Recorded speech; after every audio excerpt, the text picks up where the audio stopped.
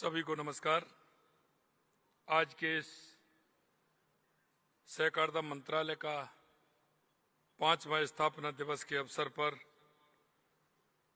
हमारे बीच में आदरणीय केंद्रीय गृह एवं सहकारिता मंत्री माननीय श्री अमित शाह जी, केंद्रीय मत्स्य पालन, पशुपालन, डेयरी एवं पंचायती राज मंत्री राजीव रंजन जी, केंद्रीय सहकारिता राज्य मंत्री श्री कृष्णपाल गुर्जर जी, केंद्रीय सहकारिता और नागरिक उड्डयन राज्य मंत्री श्री मुरलीधर मोहोल जी, इस कार्यक्रम में मुख्य सचिव राजस्थान श्री बी श्रीनिवास जी, सचिव सहकारिता मंत्रालय भारत सरकार श्री आशीष कुमार भूटानी जी, सचिव कृषि कल्याण मंत्रालय भारत सरकार आतिश चंद्र जी, सचिव पशुपालन डेयरी विभाग भारत सरकार नरेश पाल गंगवाल जी और इस कार्यक्रम में आए सम्मानीय सभी अतिथिगण, सहकारी संस्थाओं के प्रतिनिधिगण, अधिकारीगण, देवियों, सज्जनों, सहकारिता मंत्रालय के इस 5वें स्थापना दिवस समारोह के अवसर पर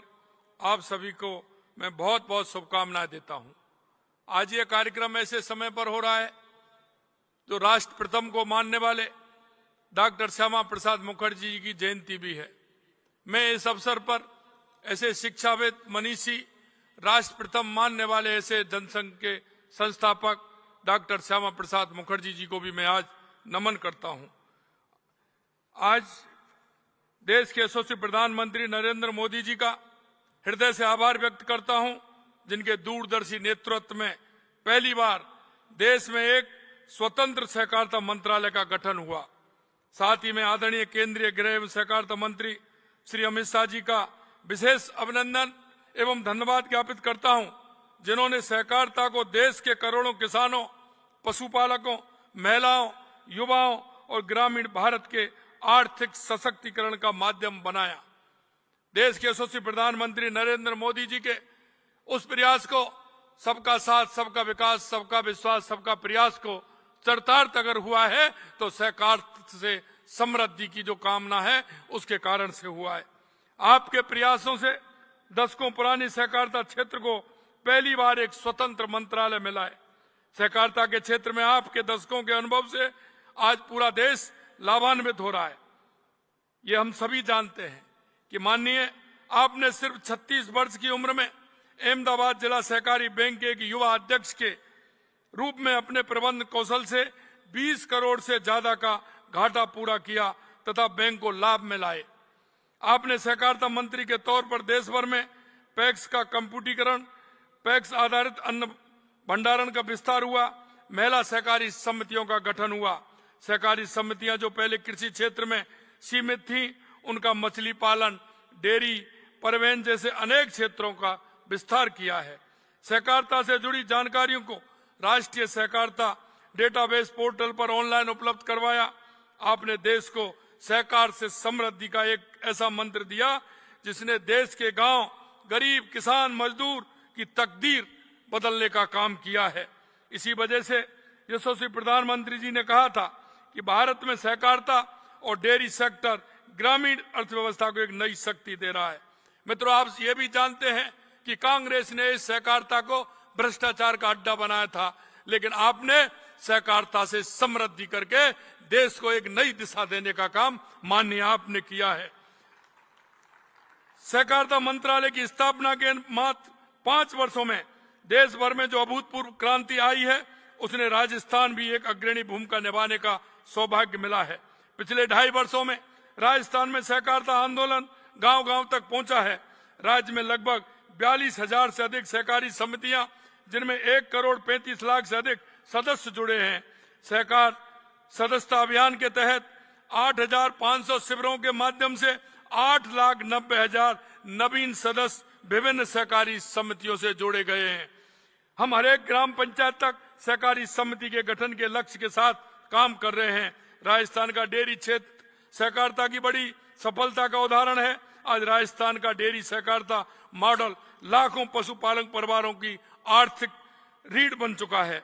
राजस्थान को कोऑपरेटिव डेयरी फेडरेशन तथा जिला दुग्ध संघों से लगभग 9,40,000 दुग्ध उत्पादक सदस्य जुड़े हुए हैं, जिनमें 4,20,000 से अधिक महिला हैं। पिछले 2 वर्षों में हजारों नए दुग्ध संग्रह केंद्र प्रारंभ किए गए, नई दुग्ध उत्पादक समितियों का गठन हुआ और हजारों नए पशुपालक इस आंदोलन से जुड़े हैं। इससे दूध उत्पादन बढ़ा है, किसानों की आय बढ़ी है और ग्रामीण अर्थव्यवस्था को नई मजबूती मिली है। दुग्ध संकलन 38 लाख लीटर से बढ़कर के 45 लाख लीटर तक पहुंच गया है। दुग्ध सहकारी से जुड़े नए सदस्यों की संख्या 70% की अभूतपूर्व बढ़ोतरी दर्ज की गई है। डबल इंजन की सरकार के प्रयासों से प्रदेश के जो 15 डेयरी संघ घाटे में चल रहे थे, मुनाफे में आ गए हैं। 10,000 करोड़ रुपए का रिकॉर्ड टर्नओवर हुआ है। आरसीडीएफ एवं जिला दुग्ध संघों के कुल लाभ और टर्नओवर पिछले 47 वर्षों के इतिहास में सर्वाधिक रहा है। आदरणीय प्रधानमंत्री जी ने भीलवाड़ा दुग्ध संघ के प्रोसेसिंग प्लांट का भव्य उद्घाटन किया था, जो राजस्थान डेयरी के क्षेत्र में गर्व का विषय है। सहकारिता से महिला सशक्तिकरण और ग्रामीण आत्मनिर्भर दोनों लक्ष्यों को साधा जा रहा है। पैक्स आज राजस्थान में अनेक राष्ट्रीय सहकार योजनाओं के प्रभावी क्रियान्वयन देश के अग्रणी राज्यों में अपनी खास पहचान बना चुका है। हमने सहकारिता को आधुनिक तकनीक से जोड़ते हुए पैक्स कंप्यूटर अभियान को नई गति दी है। 5,646 पैक्स को ई पैक्स बनाया जा चुका है। इस माध्यम से 10 करोड़ से अधिक ऑनलाइन लेन देन हुए हैं, जो देश के सबसे ज्यादा एवं पूरे देश में कुल ट्रांजैक्शन का लगभग 1/3 है। भारत सरकार की प्रत्येक पंचायत में सहकारी समिति गठन का महत्वाकांक्षी योजना के अंतर्गत राजस्थान में अब तक 5,279 नई बहुउद्देशीय सहकारी समितियों का गठन किया गया है। इनमें 1,977 एम पैक्स का गठन कर प्रदेश ने देश में पहला स्थान प्राप्त किया है।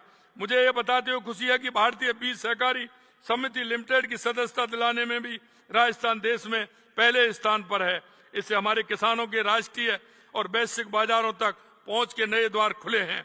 आज प्रदेश की लगभग 4,875 पैक्स 3 या उससे अधिक व्यवसायिक गतिविधियां संचालन कर रही है। कॉमन सर्विस सेंटर, प्रधानमंत्री किसान समृद्धि केंद्र, किसान उत्पादन संगठन और जन औषधि केंद्र जैसी महत्वपूर्ण सेवाएं ग्रामीण क्षेत्रों तक पहुंच रही हैं। माननीय, मैं अंत में इतना कहना चाहूंगा कि हमारे आज के इस महत्वपूर्ण अवसर पर 500 मैट्रिक टन क्षमता वाले 50 पूर्ण हो चुके गोदामों का लोकार्पण किया जा रहा है। जयपुर जिले के ग्राम सुमेल में सहकारी वन परियोजना का शुभारंभ भी किया जा रहा है। यह परियोजना 63 एकड़ भूमि में विकसित हो रही है। आदरणीय प्रधानमंत्री जी के कुशल नेतृत्व में आज भारत विश्व की तीसरी सबसे बड़ी अर्थव्यवस्था बनने की दिशा में तेजी से आगे बढ़ रहा है। ग्रामीण विकास, आत्मनिर्भरता और सामवेशी विकास सबसे प्रभावी माध्यम बनकर उभर रहा है। मैं अंत में इतना ही कहूंगा, सहकार से समृद्धि के राष्ट्रीय संकल्प को साकार करने में आप अग्रणी भूमिका निभाते रहेंगे। सहकारी मंत्रालय के 5वें स्थापना दिवस पर आप सभी को पुनः बहुत बहुत बधाई और शुभकामनाएं देता हूं। बहुत बहुत धन्यवाद। जय हिंद, जय भारत, जय राजस्थान, जय सहकार। बहुत बहुत आभार माननीय मुख्यमंत्री राजस्थान श्री भजनलाल शर्मा जी का। अब मैं अनुरोध करूंगा माननीय केंद्रीय मत्स्य पालन, पशुपालन और डेयरी तथा पंचायती राज मंत्री श्री राजीव रंजन सिंह जी और ललन सिंह जी से वे इस अवसर पर अपने संबोधन के लिए पधारें।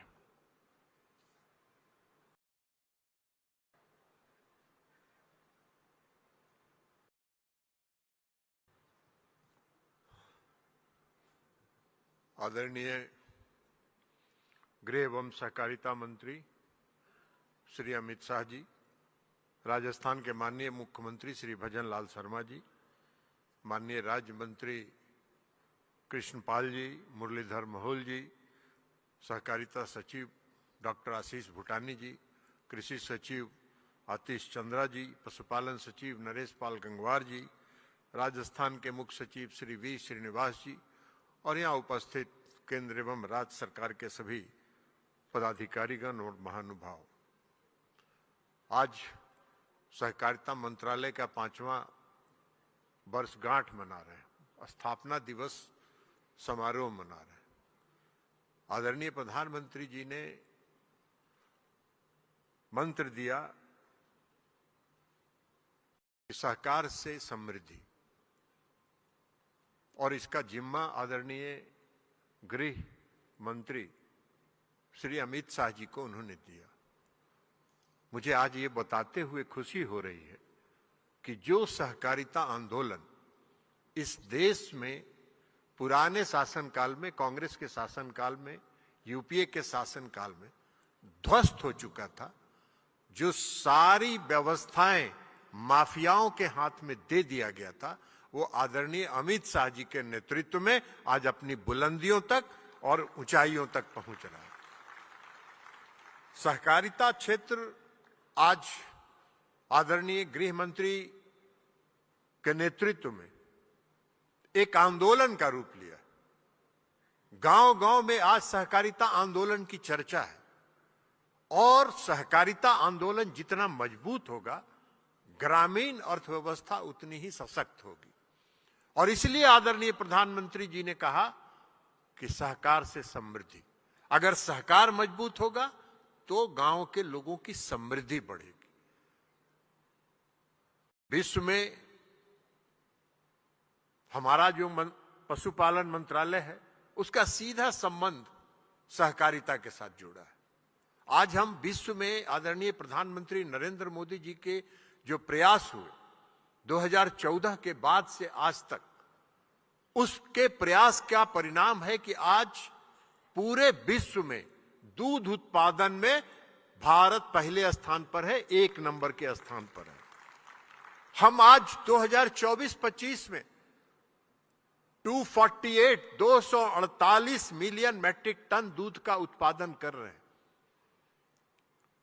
लेकिन दुर्भाग्य है कि हमारा जो दूध का क्षेत्र है, जो पशुपालक हैं, वो 40% से ज्यादा असंगठित क्षेत्र में, और असंगठित क्षेत्र में होने के कारण दूध के गुणवत्ता पर असर पड़ता है। सही दूध बाजार में उपलब्ध नहीं होता है, दूध में मिलावट होता है, और सहकारिता का सहकार, जितना सहकारी समितियां बन रही है, उतनी ही हमारे दूध के गुणवत्ता में सुधार हो रहा है। इसी को ध्यान में रखते हुए 1924 में आदरणीय गृह एवं सहकारिता मंत्री ने श्वेत क्रांति 2 लॉन्च किया।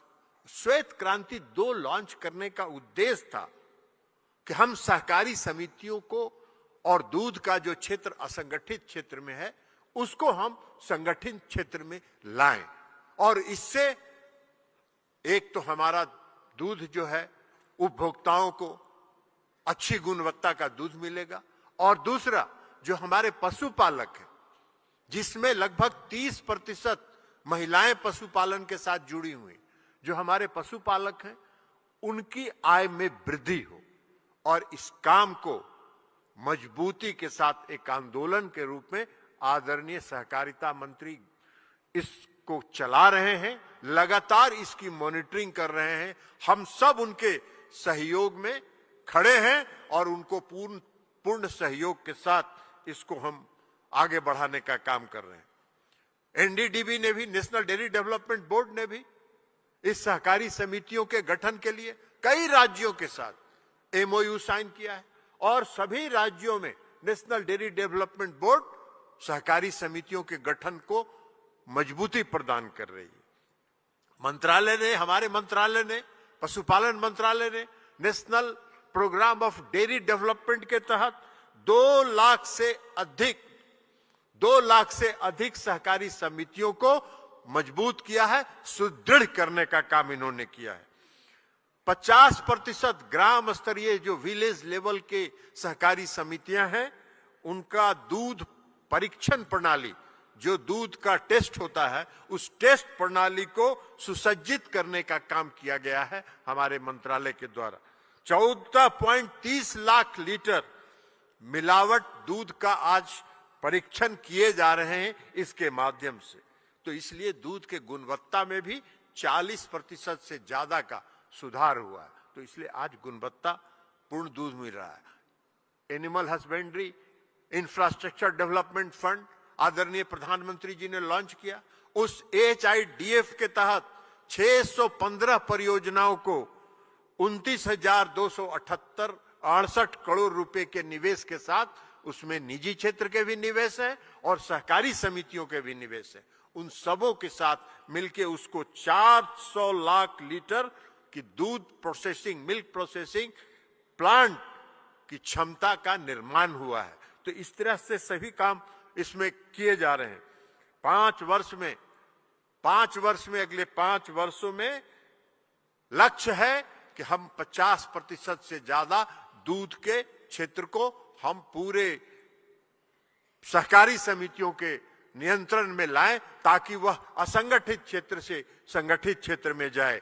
श्वेत क्रांति 2 के तहत रोजगार सृजन का भी लक्ष्य रखा गया है, कवरेज विस्तार का भी लक्ष्य रखा गया है और उसके सबके साथ साथ महिला सशक्तिकरण पर भी पूर्णतः उस पर जोर दिया जा रहा है। 75,000 नई डेयरी बहुउद्देशीय सहकारी समितियों के गठन का लक्ष्य रखा गया है और उस लक्ष्य को लेकर हम लोग आगे बढ़ रहे हैं। जो हमारे गांव के जो सहकारी समितियां हैं उसके अधीन पशुपालन मंत्रालय ने पशु आहार और चारा वितरण, इसके अलावा पशु औषधि केंद्र की भी उनको दिया गया है, उनके जिम्मे दिया गया है, ताकि उनकी आय में वृद्धि हो और सहकारी समितियां मजबूत हो। एनडीडीबी गोबर का भी उपयोग करने पर नेशनल डेयरी डेवलपमेंट बोर्ड 3 योजनाओं पर काम कर रहा है। एक योजना है जो हर व्यक्ति अपने घर में लगाए, घरेलू बायोगैस इकाई लगाए, ताकि अपने घर की जो आवश्यकता है उसकी पूर्ति वो उसके माध्यम से कर सके।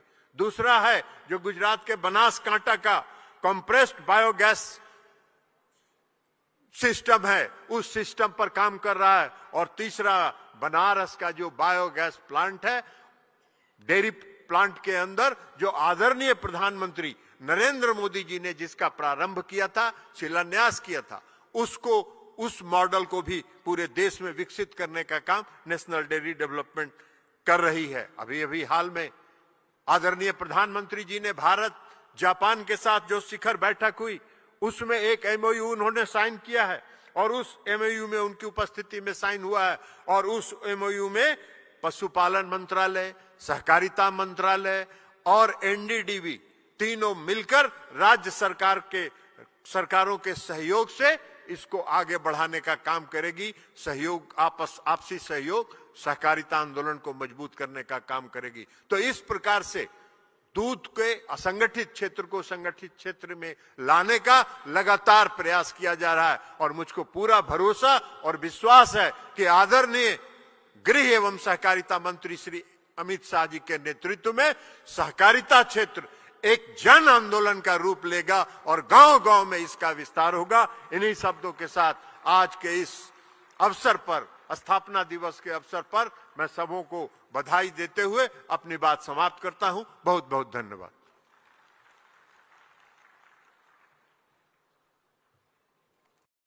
बहुत बहुत आभार माननीय केंद्रीय मत्स्य पालन, पशुपालन, डेयरी तथा पंचायती राज मंत्री श्री राजीव रंजन सिंह जी उर्फ ललन सिंह जी का।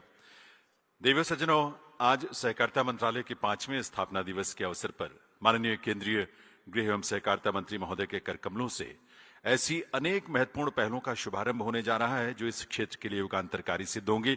लेकिन उससे पहले मंत्रालय की 2 महत्वपूर्ण प्रकाशनों का विमोचन यहां हो रहा है। इनमें से एक है डेयरी सहकारी समितियों के लिए आदर्श उपविधियां यानी मॉडल बाइलाज और दूसरा प्रकाशन है सहकारिता मंत्रालय के 5 वर्षों की उपलब्धियों पर आधारित प्रकाशन। आप सबकी करतल ध्वनि के साथ आपकी शुभकामनाएं मंत्रालय के इस प्रयास के लिए जरूर मिलनी चाहिए।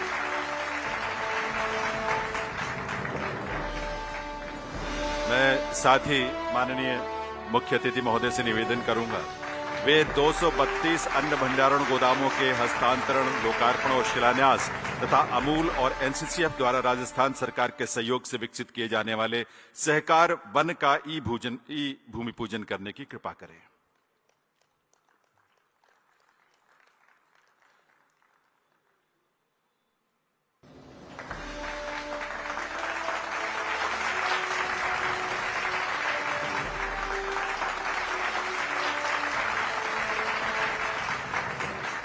विश्व की सबसे बड़ी अन्न भंडारण योजना के अंतर्गत माननीय गृह एवं सहकारिता मंत्री श्री अमित शाह जी के कर कमलों द्वारा कुल 135 गोदाम, जिनमें राजस्थान, आंध्र प्रदेश, गुजरात तथा महाराष्ट्र के गोदाम शामिल हैं, जिनकी कुल भंडारण क्षमता 75,000 मीट्रिक टन है, परिचालन हेतु कार्यान्वयन एजेंसियों को हस्तांतरित किए जा रहे हैं। इसी अवसर पर 4 राज्यों में कुल 85 गोदामों का लोकार्पण हो रहा है।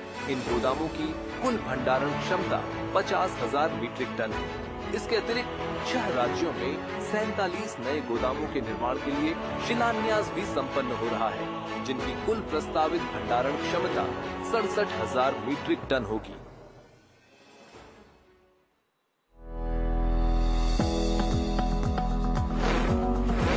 आज राजस्थान के सुमेल में इस 64 एकड़ जमीन पर हरियाली कम है और पक्षियों की आवाज भी कम सुनाई देती है, लेकिन शायद यही वो जमीन है जहां से एक नए वन की शुरुआत हो सकती है। शायद हर जंगल की शुरुआत ऐसी ही होती है, एक खाली जमीन से। सूखी जमीन में भी जीवन और हरियाली संभव है, बस दूरदृष्टि, धैर्य और देखभाल की जरूरत होती है। राजस्थान हमेशा से वन और वन्य प्राणियों के संरक्षण की अपनी परंपरा के लिए जाना जाता रहा है। जयपुर के पास सुमेल गांव में अमूल और एनसीसीएफ ने मिलकर सहकार वन की परियोजना बनाई है। ये कई वर्षों तक चलने वाली वृक्षारोपण और पर्यावरण सुधार पहल है, जो माननीय प्रधानमंत्री श्री नरेंद्र मोदी के नेतृत्व और केंद्रीय गृह एवं सहकारिता मंत्री श्री अमित शाह की दूरदृष्टि की उपज है। ये वन सहकारिता के सिद्धांत पर आधारित होगा। कुछ हिस्सों में घनी मियावाकी पद्धति से और कुछ हिस्सों में सामान्य वृक्षारोपण से इसे विकसित किया जाएगा। ये जंगल कई हाथों की मेहनत और वर्षों की देखभाल से आकार लेगा। जंगल में इस इलाके की जलवायु के अनुकूल 10 से 15 तरह के स्थानीय पौधे लगाए जाएंगे, जैसे कि खेजड़ी, रोहिड़ा, नीम, बेर, बबूल वगैरह, जो कम पानी, गर्मी और लंबे सूखे दिनों में भी खड़े रह सकते हैं। पौधे लगाने से पहले जमीन तैयार की जाएगी तथा बारिश के पानी को रोककर संजोया जाएगा। पौधों को जानवरों और कठोर गर्मी से बचाया भी जाएगा, क्योंकि पौधा लगाना पहला कदम है और उसे जीवित रखना असली काम। सहकार वन में स्थानीय लोगों के लिए एक मनोरंजक उद्यान भी बनेगा, जहां वे प्रकृति और इस परियोजना के असर को अनुभव कर सकेंगे। अमूल के लिए सहकार नया विचार नहीं है। दुग्ध सहकारिता आंदोलन भी एक छोटे गांव और छोटे योगदान से शुरू हुआ था। वहीं एनसीसीएफ देश में सहकारिता, आत्मनिर्भरता और आपसी सहयोग से उपभोक्ता आंदोलन को मजबूत बनाने में कार्यरत है। यहाँ भी ये वन एक छोटी कोशिश, दृढ़ संकल्प और सहकारिता से शुरू होगा। एक दिन ये जमीन पक्षियों की चहचहाहट से भरपूर और हरी भरी होगी। यहाँ ठंडी बयार चलेगी। आज सहकार वन केवल एक जंगल की शुरुआत नहीं है। माननीय श्री अमित शाह की दूरदृष्टि और मार्गदर्शन में ये शुरुआत है पर्यावरण के संरक्षण की, सहकार से देखभाल की, एक पौधे से जंगल बनने की।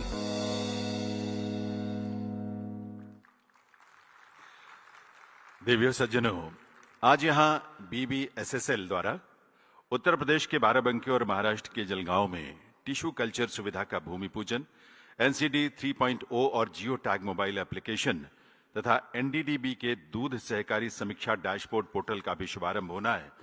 माननीय मुख्य अतिथि महोदय से निवेदन, रिमोट का बटन दबाकर इनको शुभारंभ करने की कृपा करें।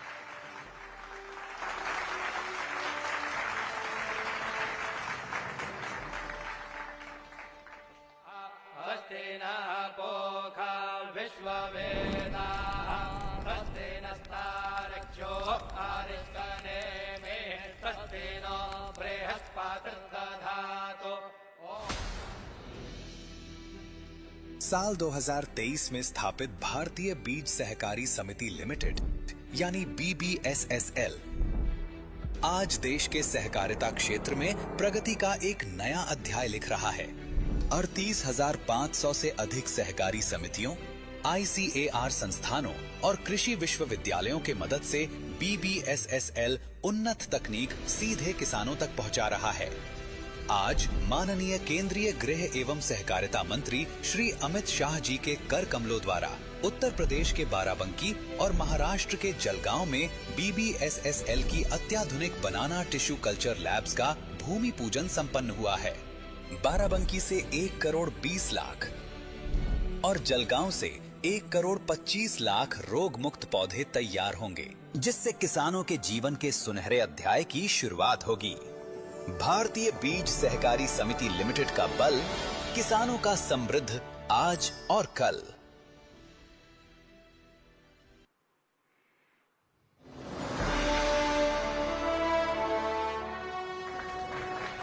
आपको ये बता दें कि एनडीडीबी दुग्ध सहकारी देश में दुग्ध क्षेत्र के प्रदर्शन, विकास और परिवर्तन से जुड़ी समग्र विश्व की 25% सहकारी समितियां भारत में मौजूद है। दरअसल यहां 30 सेक्टरों में फैली 8.5 लाख से अधिक सहकारी समितियां हैं, जिनसे लगभग 32 करोड़ सदस्य जुड़े हैं। हमने देश भर की कोऑपरेटिव का एक डेटाबेस बनाया है। यहाँ भारतीय सहकारी संघ में बैठकर सहकारिता मंत्रालय में और किसी भी रजिस्ट्रार, स्टेट रजिस्ट्रार की ऑफिस में क्लिक करने मात्र से ही हर गांव के अंदर कितनी सहकारी संस्था है, हर तहसील के अंदर कितनी सहकारी संस्थाएं हैं, हर जिले में कितनी सहकारिता संस्था है, इसका एक मैप मिल जाएगा। अब उसी पहल को और अधिक सक्षम, स्मार्ट और भविष्य के अनुरूप बनाते हुए माननीय केंद्रीय गृह एवं सहकारिता मंत्री श्री अमित शाह जी के नेतृत्व में राष्ट्रीय सहकारी डेटाबेस पोर्टल को नए फीचर्स एवं फंक्शनैलिटीज के साथ उन्नत किया गया है। राष्ट्रीय सहकारी डेटाबेस 3.0 केवल एक डेटाबेस नहीं, बल्कि भारत के सहकारी डिजिटल इकोसिस्टम का मजबूत आधार स्तंभ है। ये नया प्लेटफॉर्म अब अधिक तेज, सुरक्षित, स्केलेबल और उपयोगकर्ता अनुकूल हो गया है। नए लॉगिन और एक्सेस मैनेजमेंट सिस्टम से हर उपयोगकर्ता को अपनी भूमिका के अनुसार सुरक्षित पहुंच मिलेगी। एआई आधारित डिजिटल सहायक एनसीडी मित्र अब तुरंत मदद करेगा। ये स्मार्ट चैटबॉट उपयोगकर्ताओं को जरूरी जानकारी आसानी से उपलब्ध कराएगा। देश की भाषाई विविधता को ध्यान में रखते हुए बहुभाषी सुविधा शामिल की गई है, ताकि हर कोई आसानी से पोर्टल का उपयोग कर सके। एनसीडी 3.0 में राज्य, जिला और ब्लॉक स्तर पर रैंकिंग फ्रेमवर्क भी शुरू किया गया है, जो अच्छे प्रदर्शन को प्रोत्साहित करेगा। सबसे महत्वपूर्ण बात, अब सहकारी समिति स्तर तक यूजर एक्सेस और क्रिएशन की सुविधा दी गई है। स्थानीय संस्थाएं भी सीधे इस डिजिटल इकोसिस्टम का हिस्सा बन सकेंगी। इसके अलावा मजबूत फीडबैक सिस्टम से सदस्यों और नागरिकों के सुझावों को शामिल कर सेवाओं को लगातार बेहतर बनाया जाएगा। जियो टैगिंग से अब देश भर की सहकारी संस्थाओं की सटीक लोकेशन और गतिविधियों का डिजिटल मानचित्र तैयार होगा। इससे योजना बनाना और संसाधनों का सही उपयोग करना आसान हो जाएगा। एनसीडी 3.0 ये केवल एक पोर्टल नहीं, केवल एक डेटाबेस नहीं, बल्कि लाखों सहकारी संस्थाओं, करोड़ों सदस्यों और देश के विकास के संकल्प को एक साझा डिजिटल मंच पर जोड़ने वाली परिवर्तनकारी पहल है, जिससे सहकार से समृद्धि का सपना अब और मजबूत हो गया है।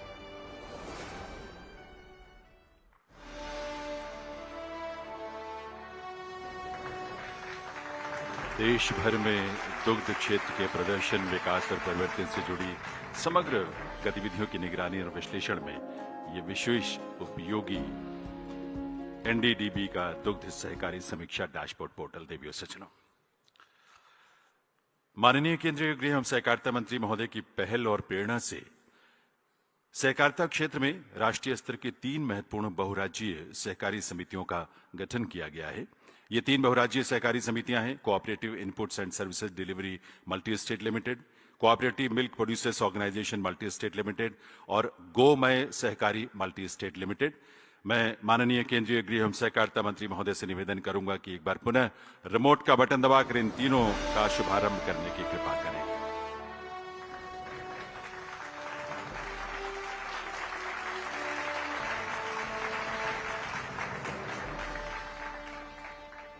Cooperative inputs and services delivery multi state limited संस्था किसानों को किफायती दरों पर गुणवत्तापूर्ण पशु आहार, चारा, पशु चिकित्सा, प्रजनन सेवाएं और अन्य आवश्यक संसाधन उपलब्ध कराएगी।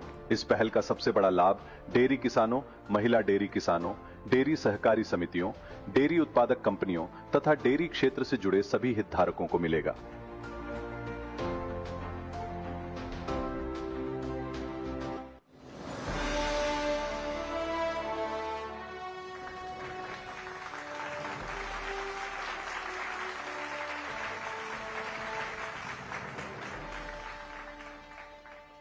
Cooperative milk producers organisation limited की स्थापना देश के डेयरी सहकारी तंत्र को सशक्त बनाने और दुग्ध उत्पादकों की आय बढ़ाने के उद्देश्य से की गई। इसका सबसे बड़ा लाभ छोटे और सीमांत दुग्ध उत्पादकों तथा डेयरी से जुड़े ग्रामीण परिवारों को होगा।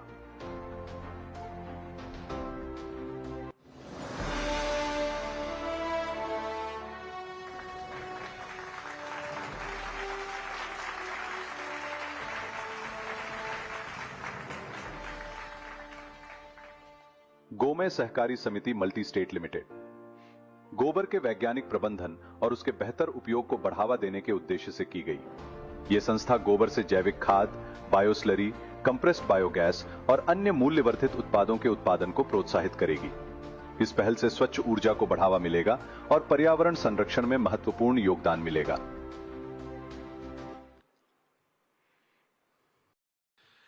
देवी सज्जनों, आज के इस राष्ट्रीय आयोजन में एनयूसी एफडीसी की ओर से 2 प्रमुख पहलों का भी अनावरण होना है। केंद्रीकृत कोर बैंकिंग प्लेटफॉर्म सहकार सीबीएस और शहरी सहकारी बैंकों के लिए एआई संचालित इंटरएक्टिव प्लेटफॉर्म सहकार सहयोगी, साथ ही आज देश के 50,000 से अधिक पैक्स का ई पैक्स में रूपांतरण का कार्य भी संपन्न होना है।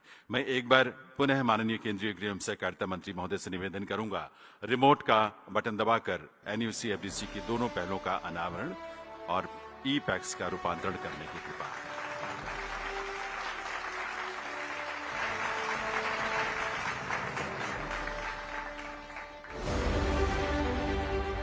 हर यूसीबी का सपना होता है बेहतर सेवाएं, दूरदर्शी विकास और विश्व स्तरीय बैंकिंग तकनीक। इसलिए एनयूसी एफडीसी लेकर आया है Sahakar CBS with IT infrastructure and cyber security. आधुनिक बैंकिंग प्लेटफॉर्म्स की सुविधाएं अब हर छोटे बैंक के लिए। आपके बैंक का कोर सॉफ्टवेयर बिना सर्वर या सॉफ्टवेयर खरीदे, बस एक सीधी प्रति ब्रांच मासिक कीमत 5 साल के लिए तय कीमत पर सुनिश्चित, और आने वाले वर्षों में आरबीआई द्वारा अनिवार्य सभी बदलाव भी इसी में शामिल। सहकार सीबीएस आज की जरूरतों के लिए सक्षम और कल की चुनौतियों के लिए तैयार। आज अर्बन कोऑपरेटिव बैंक के सामने बदलते हुए नियमों की चुनौती है। जानकारी बिखरी हुई है और फैसले जल्दी लेना जरूरी है। एआई पावर्ड इंटेलिजेंस इंजन सहकार सहयोगी, हिंदी, अंग्रेजी या अपनी क्षेत्रीय भाषा में पूछिए, तुरंत पाइए भरोसेमंद प्रासंगिक जवाब, जो आरबीआई सर्कुलर्स और अन्य विश्वसनीय स्रोतों पर आधारित है, न कि सामान्य वेब डेटा पर। हर कदम पर आपका सहायक। सहकार सहयोगी, पूछो, सीखो, बढ़ो। आप सबको ये बताते हुए हमें बहुत खुशी हो रही है।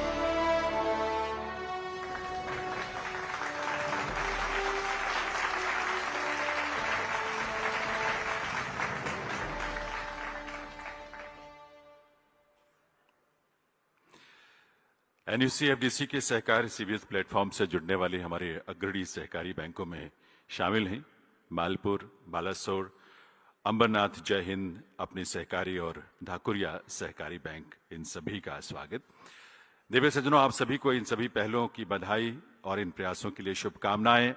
अब मैं विनम्रता पूर्वक निवेदन करूंगा आप सबकी करतल ध्वनि के साथ माननीय केंद्रीय गृह एवं सहकारिता मंत्री आदरणीय श्री अमित शाह जी से वे इस अवसर पर अपने संबोधन से हम सबका मार्गदर्शन करें, भविष्य के लिए हमारे मार्गदर्शन और हमें प्रेरणा दें। माननीय केंद्रीय गृह एवं सहकारिता मंत्री महोदय।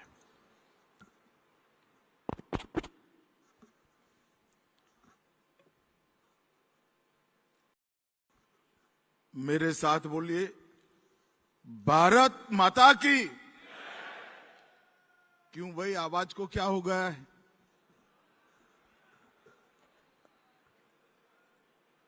सहकारिता मंत्रालय के 5 साल समाप्त हुए हैं। इस प्रकार की आवाज नहीं चल सकती भाई। दोनों हाथ उठाकर भारत माता का जयकारा लगाएंगे। मेरे साथ बोलिए, भारत माता की। मंच पर उपस्थित राजीव रंजन सिंह जी, मोदी जी की मंत्रिपरिषद में मेरे साथी, डेयरी, पशुपालन और मत्स्य विभाग के मंत्री श्री भजनलाल शर्मा जी, सम्माननीय मुख्यमंत्री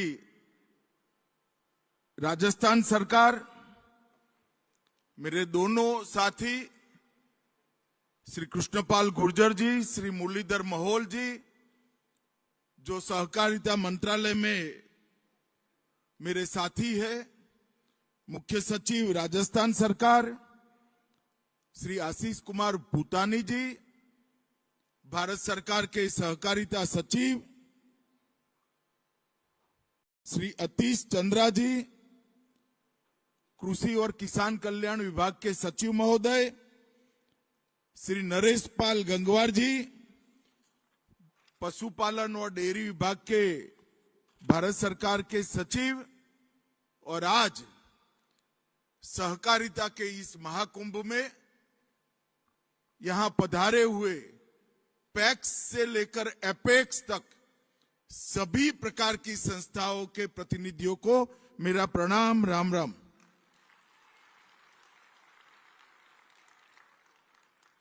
मित्रों, आज हम सब के लिए बहुत शुभ दिन है।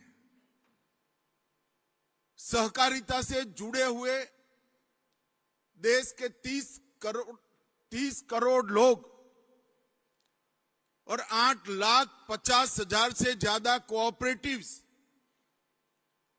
जिसकी 75 साल से राह देख रही थी, आज से ठीक 5 साल पहले नरेंद्र मोदी जी ने स्वतंत्र सहकारिता मंत्रालय भारत सरकार में प्रस्तापित करने का निर्णय आज के ही दिन किया था। मैं करोड़ों करोड़ों पशुपालक, छोटे किसान और कोऑपरेटिव से जुड़े हुए सहकार की भावना से युक्त सभी प्रकार की कोऑपरेटिव के सभी मेंबरों की ओर से सम्माननीय प्रधानमंत्री जी का आज बहुत बहुत साधुवाद और अभिनंदन करना चाहता हूं। प्रधानमंत्री जी के फैसले ने इस देश के सहकारिता आंदोलन को एक प्रकार से नए स्टेज पर ले जाने का काम किया। 75 साल की देश की यात्रा में सहकारिता आंदोलन निग्लेक्टेड आंदोलन रहा। सहकारिता आंदोलन को हमेशा दोयम दर्जे का स्तर दिया गया और नरेंद्र मोदी जी ने सहकारिता आंदोलन मंत्रालय की स्थापना कर आज सहकारिता आंदोलन को और एक सदी तक आगे बढ़ाने का बहुत बड़ा काम किया है। और उनके एक फैसले से ही सहकारिता से जुड़े करोड़ों लोग, जैसे बीमार पड़े हुए फेफड़े की बीमारी से ग्रस्त दर्दी को ऑक्सीजन एक नए प्राण संचारित करता है, सहकारिता मंत्रालय की स्थापना ने सहकारिता क्षेत्र को प्राणवायु देने का काम किया है। ये सब आज स्वीकार कर रहे हैं। मित्रों, आज श्यामा प्रसाद मुखर्जी जी का एक प्रकार से 125वां जन्मदिन है और श्यामा प्रसाद मुखर्जी मेरे जैसे करोड़ों कार्यकर्ताओं के जीवन में भारतीयता, भारत माता के प्रति श्रद्धा और भारतीय संस्कृति का महत्व प्रस्तापित करने में उन्होंने पूरा जीवन खर्च किया।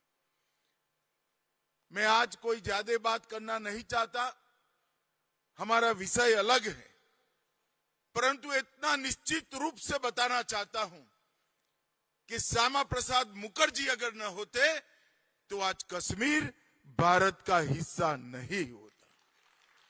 यही वो महापुरुष थे जिन्होंने एक देश में 2 विधान, 2 प्रधान, 2 निशान नहीं चल सकते, न केवल वो आंदोलन की शुरुआत की, इसके लिए अपने प्राण भी न्यौछावर कर दिए। और आज फिर से एक बार मैं मोदी जी को बधाई देना चाहता हूं। श्यामा प्रसाद मुखर्जी का धारा 370 हटाने का स्वप्न भी हमारे नेता नरेंद्र मोदी ने पूरा किया। आज देश में असम और बंगाल भारत के गरिमामयी हिस्से हैं, तो जिन्होंने देश के विभाजन का इतिहास समझा होगा उनको मालूम होगा कि श्यामा प्रसाद मुखर्जी न होते तो असम पाकिस्तान का हिस्सा हुआ होता और पूरा का पूरा हमारे पास बचा हुआ पश्चिम बंगाल भी पाकिस्तान का हिस्सा हुआ। श्यामा प्रसाद मुखर्जी के आंदोलन ने, गोपीनाथ बरदोलाई जी ने उस वक्त के कांग्रेस नेतृत्व को घुटने टेकने के लिए मजबूर किया था कि पश्चिम बंगाल और आसाम पाकिस्तान के साथ नहीं जाएंगे, ये भारत का हिस्सा बनेंगे।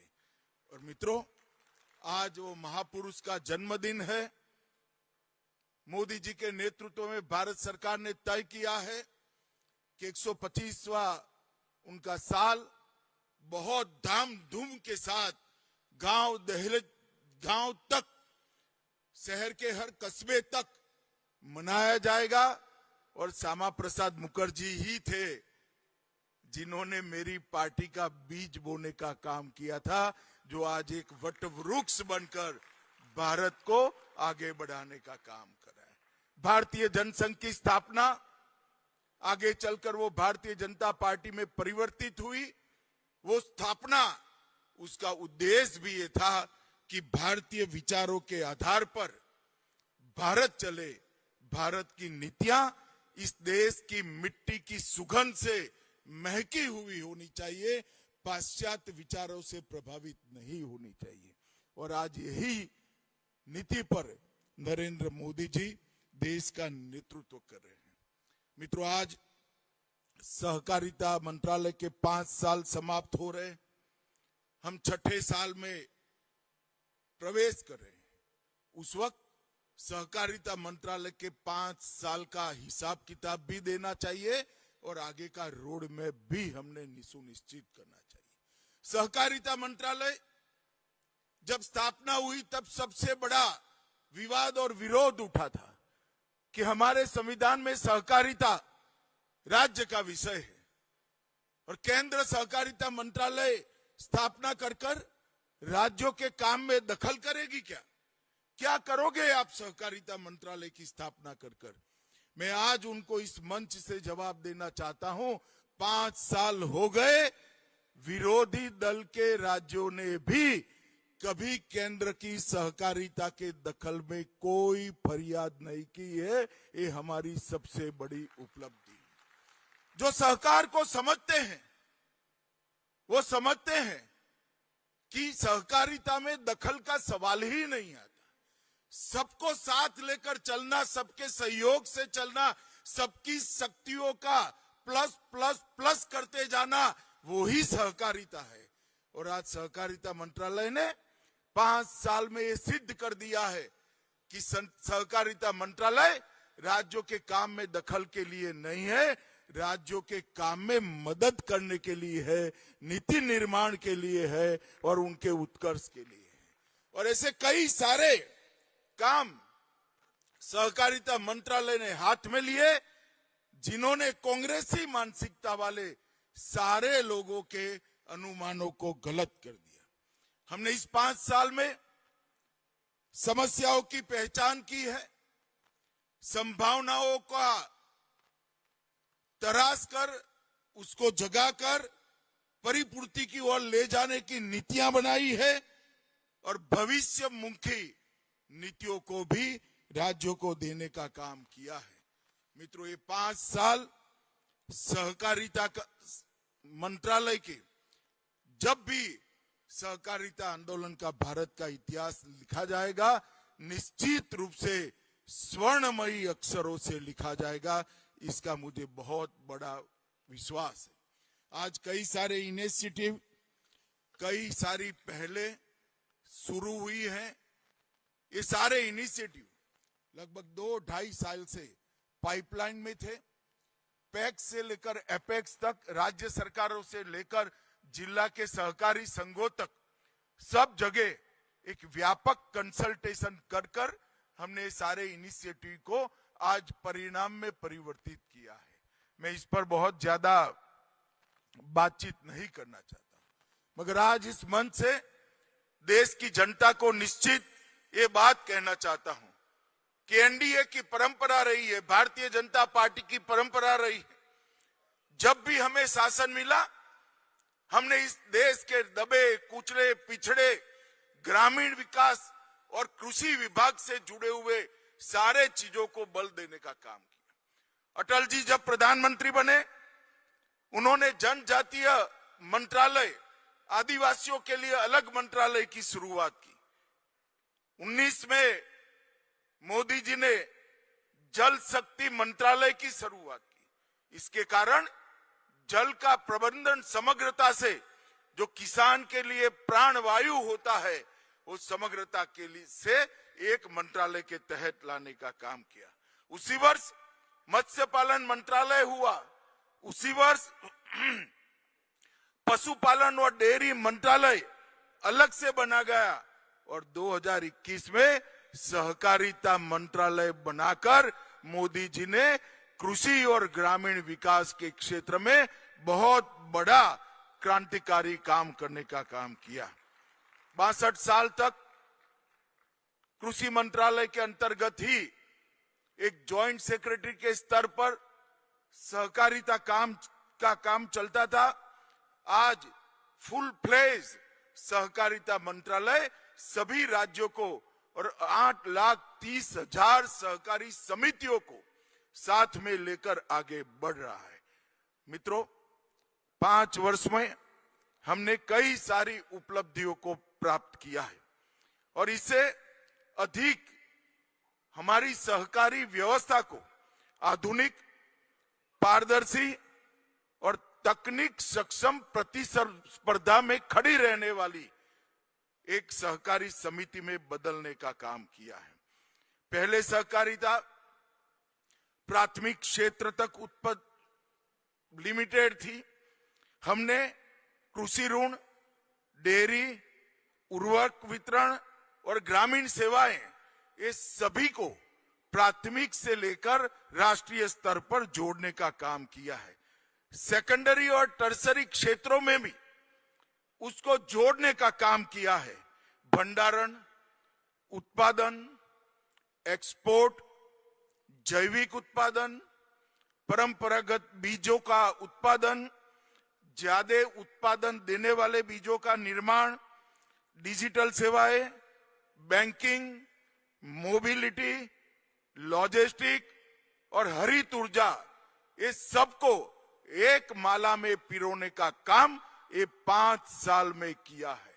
और बहुत वर्षों के बाद सहकारिता मंत्रालय के इनिशिएटिव से आज की 3 राष्ट्रीय स्तर पर काम करने वाली सहकारिता समिति मिलाकर कुल 9 राष्ट्रीय स्तर पर काम करने वाली सहकारी समिति बनाकर देश से लेकर ग्राम तक ये 9 क्षेत्रों में सहकारिता मंत्रालय को एक माला में पिरोने का काम हमने किया है। और आज यहां से मैं देश भर के सहकारिता आंदोलन से जुड़े हुए सभी लोगों को विश्वास देना चाहता हूं। जैसे इफको, क्रिप्को, अमूल, हमारा एनडीडीबी, इस सहकारिता आंदोलन की पहचान बना है। न केवल भारत, विश्व भर में पहचान बना है। उसी तरह से हमारे 9 इनिशिएटिव 10 साल के बाद अपने अपने क्षेत्र में अंतरराष्ट्रीय स्तर की सबसे बड़ी कोऑपरेटिव बनेंगे, इसका मुझे पूरा विश्वास है और ये इसका रोड मैप भी हमने बनाकर रख दिया है। मित्रों, आज सहकारिता मंत्रालय के 5 नए इनिशिएटिव, 5 इनिशिएटिव में 5 स्तंभों में हमने जो काम किया है उसको मैं बताना चाहता हूं। पहला काम संस्थागत सुधार, सुशासन और पारदर्शिता की मजबूत नींव डालने का काम किया। हमने इसी क्षेत्र को मजबूत करने के लिए सहकारिता का डेटाबेस किया है। आज मेरे टेबल पर एक कंप्यूटर उपलब्ध है जिसमें एक राज्य डालने से कितने प्रकार की सहकारिता समिति ये राज्य में उपलब्ध है वो डेटा आता है।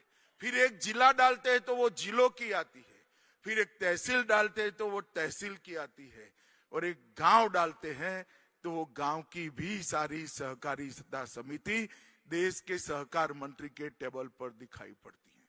मैं एक बहुत बड़े सहकारिता के आगेवान से बात करता था, उन्होंने कहा अमित भाई ये डेटा तो आपने कलेक्ट कर लिया, इससे प्राप्त क्या होगा, हासिल क्या होगा।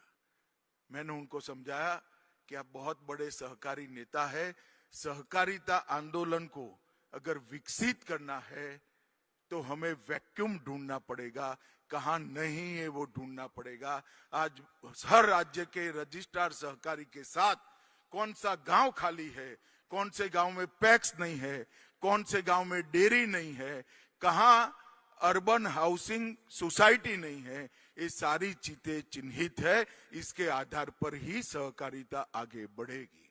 और मित्रों, ये रोड मैप आने वाले दिनों में सहकारिता के विस्तार के लिए बहुत बड़ा काम होने वाला है। 30 क्षेत्रों की 8,58,000 सहकारी समितियां और 32 करोड़ सदस्य एक साथ एक डेटाबेस के अंदर आज उपलब्ध है। और इसमें सभी कोऑपरेटिव्स का ऑडिट का स्टेटस, सभी कोऑपरेटिव का टर्नओवर और एबीसी ग्रेडेशन भी उपलब्ध है, जिसका उपयोग कर राज्य के सहकारिता रजिस्ट्रार सोसाइटियों को अपग्रेड करने का काम कर सकते हैं। डिस्ट्रिक्ट कोऑपरेटिव बैंक और राज्य के डेयरी के संघ ग्रामीण स्तर पर काम करने वाली डेयरियां और पैक्स को अपग्रेड करने का काम कर सकते हैं।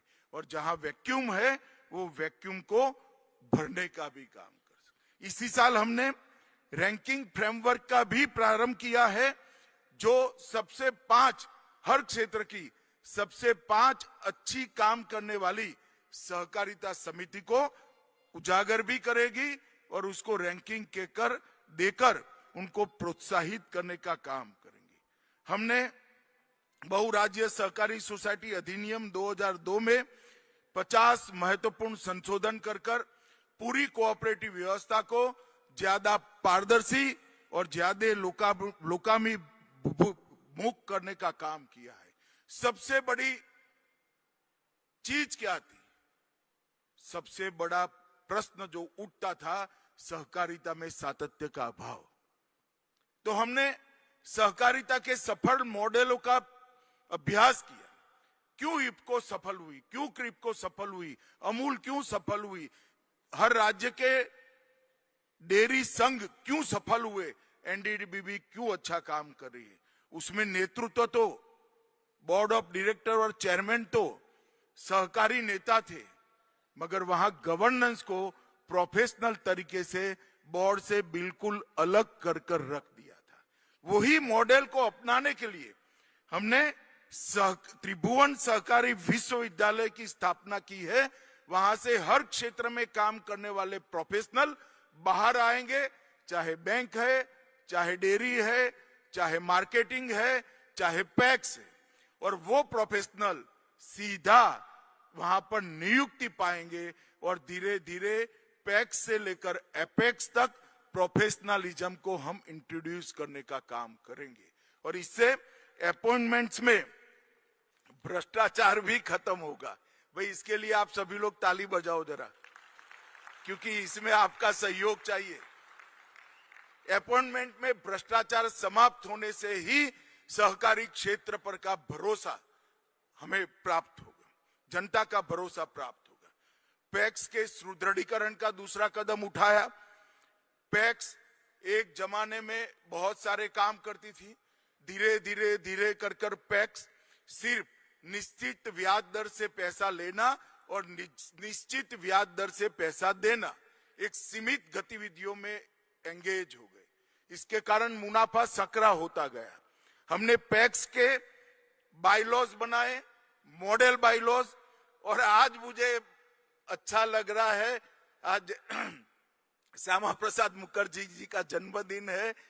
बंगाल समेत पूरे देश ने बाइलॉज को स्वीकार कर लिया है। कहीं पर कोई शासन की व्यवस्था कोऑपरेटिव के कंसेप्ट को विकृत करती हुई नहीं देखी है। आज पूरे देश के पैक्स एक ही बाइलॉज के तहत काम कर रहे हैं। मॉडल बाइलॉज को स्वीकार कर लिया।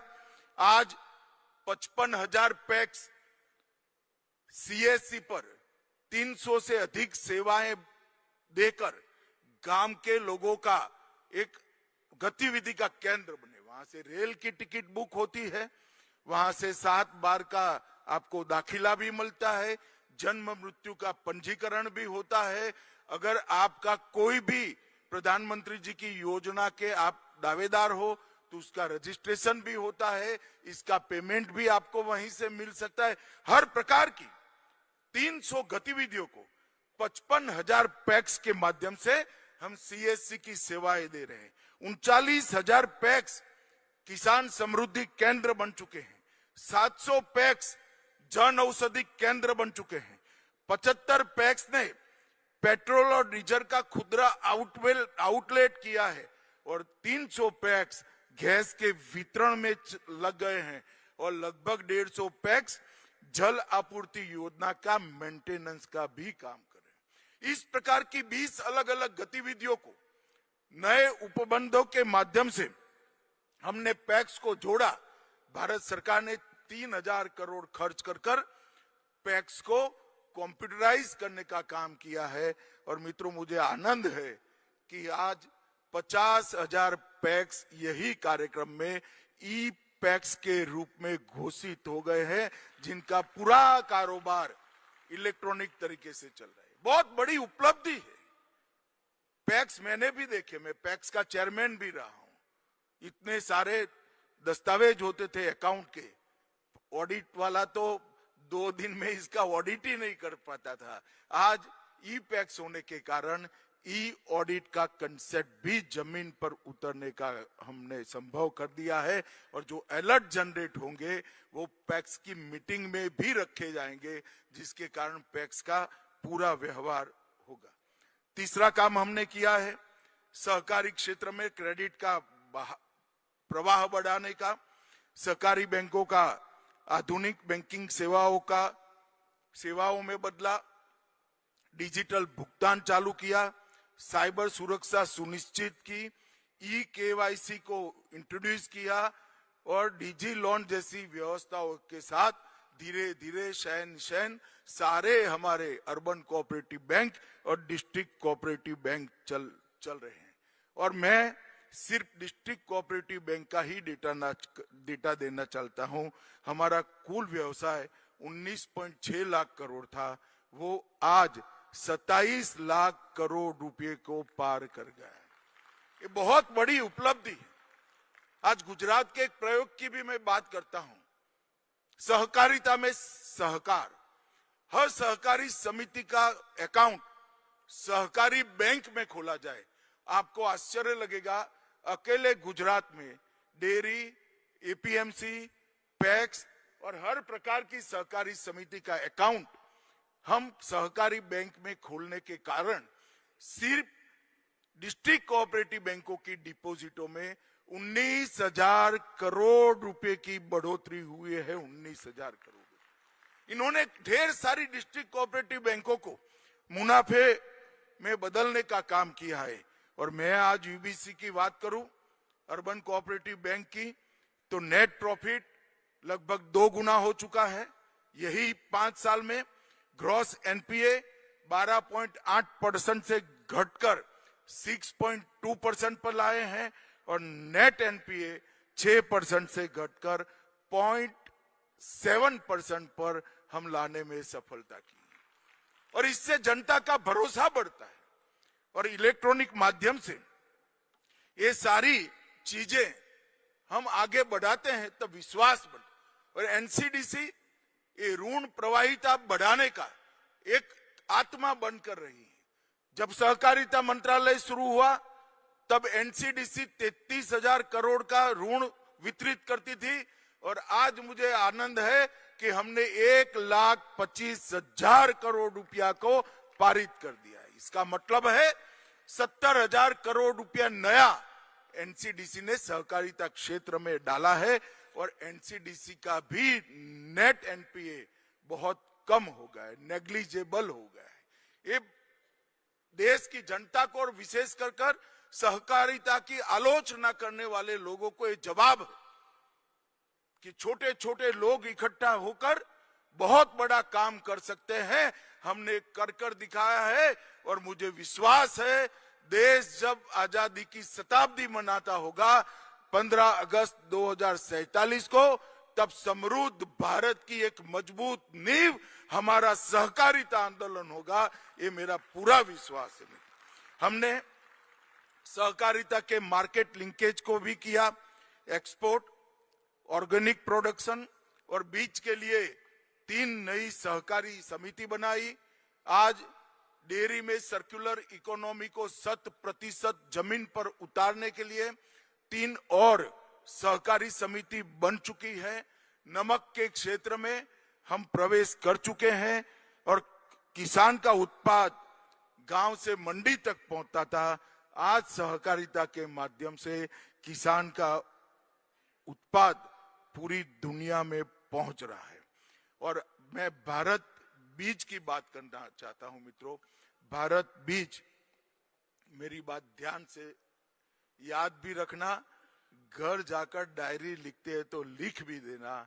हमारी जो बीज के उत्पादन की कोऑपरेटिव हमने जो बनाई है, वो 3 साल के बाद भारत की गैर सरकारी सबसे बड़ी बीज उत्पादन कंपनी बन जाएगी, ये आप देख करेंगे।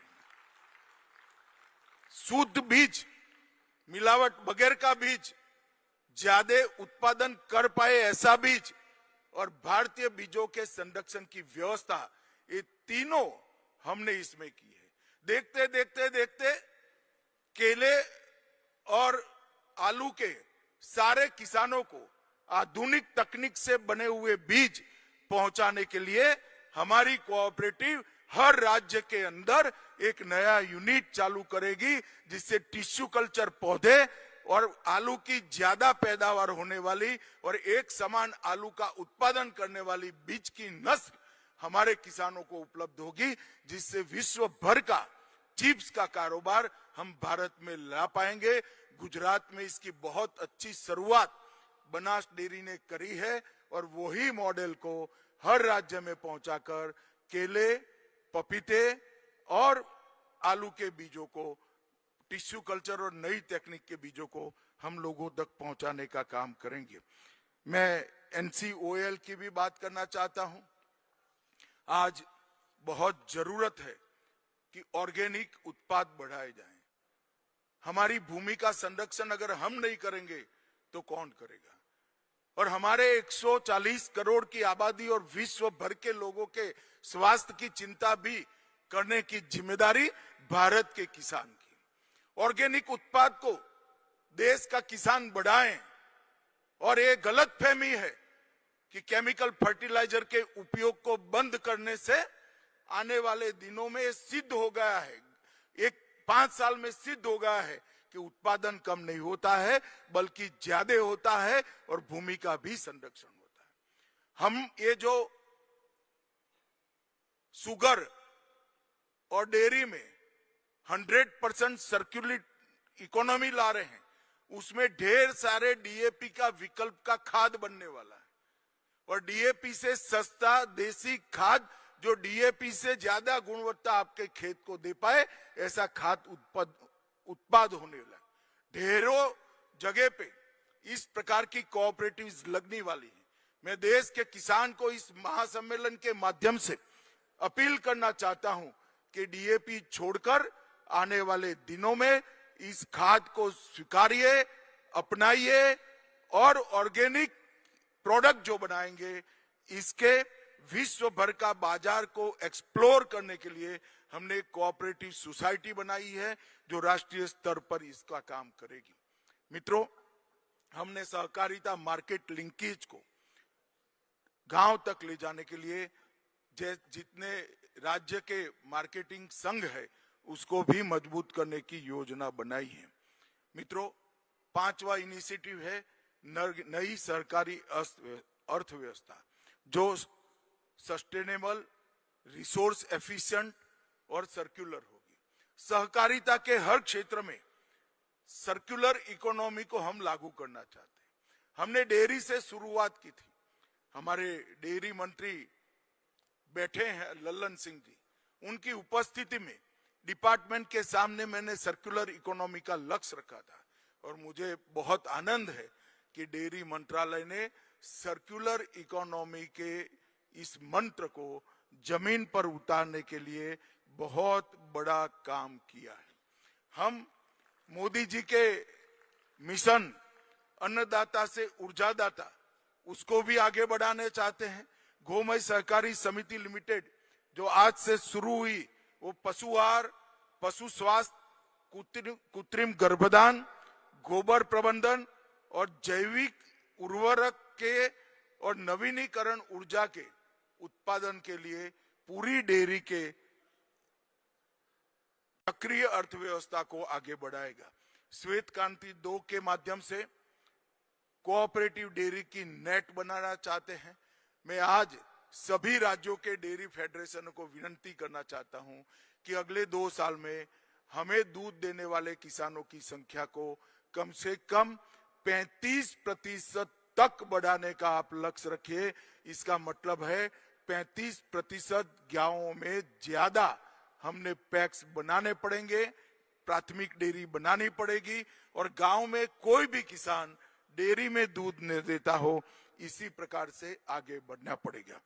सहकारी चीनी क्षेत्र में भी चीनी सिरे से इथेनॉल, बगास, ऊर्जा, प्रेस मड, जैविक खाद और सल्फर बनाने तक की पूरी व्यवस्था का प्रयोग हम पूरा कर चुके हैं। ये प्रयोग सफल है और आज मैं ये बात को भी आपको बताना चाहता हूं, इसके लिए भी हमने कोऑपरेटिव बना दी है। क्लस्टर बेस्ड कोऑपरेटिव के माध्यम से हर डेयरी को अगर इन्वेस्टमेंट नहीं करना है मगर गन्ने का अंतिम उपयोग तक की व्यवस्था वो करेगी और मुनाफा चीनी मिलों को वापस भी देगी। हमने गन्ने के अधिक मूल्य भुगतान पर कर राहत दिलाई है, पुराने कर विवादों का समाधान किया है और सिर्फ गन्ने के क्षेत्र में 46,000 करोड़ रुपए का किसानों का इनकम टैक्स नरेंद्र मोदी जी ने माफ किया।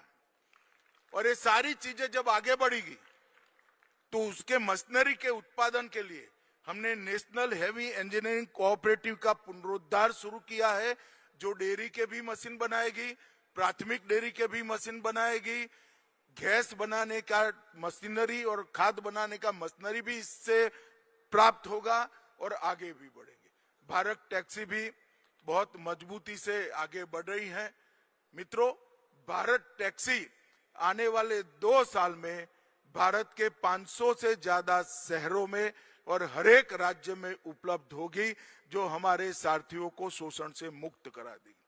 लगभग 20% कृषि ऋण, 35% उर्वरक वितरण और 21% चीनी का उत्पादन और 35% दुग्ध उत्पादन आज कोऑपरेटिव के माध्यम से हो रहा है। मित्रों, भारत टैक्सी की ही तर्ज पर यूटिलिटी एग्रीगेटर कोऑपरेटिव को हम आगे आने वाले दिनों में विकास करने वाले हैं और दोनों प्रकार के इंश्योरेंस इफको टोक्यो के प्रयोग को सफल करते हुए हम एक कोऑपरेटिव लाइफ इंश्योरेंस की कंपनी भी बनाने जा रहे हैं, जो इंश्योरेंस के क्षेत्र में भी कोऑपरेटिव को बहुत आगे बढ़ाएगी।